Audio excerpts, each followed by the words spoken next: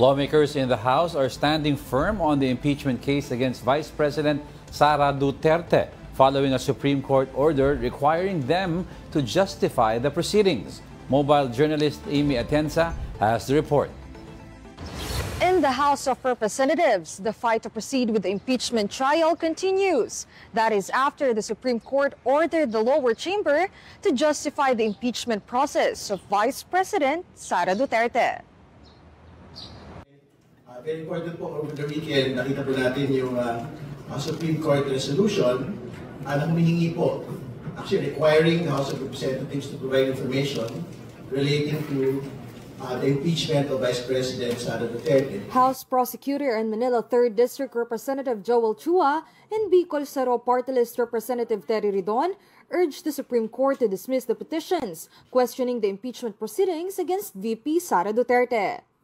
Balit sana po, ang panawagan po namin ay sana ay maituloy na po ang impeachment trial dahil ito po ay maliwanag naman sa batas na kung ang impeachment complaint ay nakarating na sa Senado, dapat po ang sumunod na pong maging aksyon ay ang pag-proceed na po sa trial.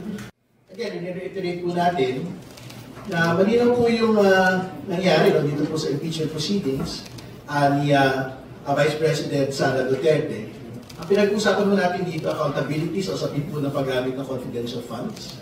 Pinag-usapan mo natin dito, accountability dito po sa threats laban sa Pangulo, laban sa First Lady, laban po sa House Speaker. However, Chua cleared that there should be nothing much to worry about in the Supreme Court's order.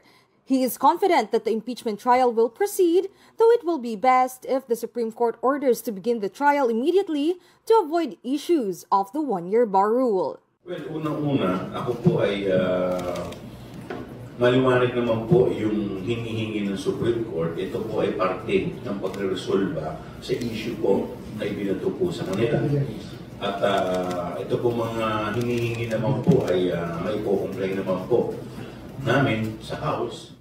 Despite not being part of the 19th Congress, Ridon stands with the lower chamber. The Bicol Saro representative also calls on the Senate.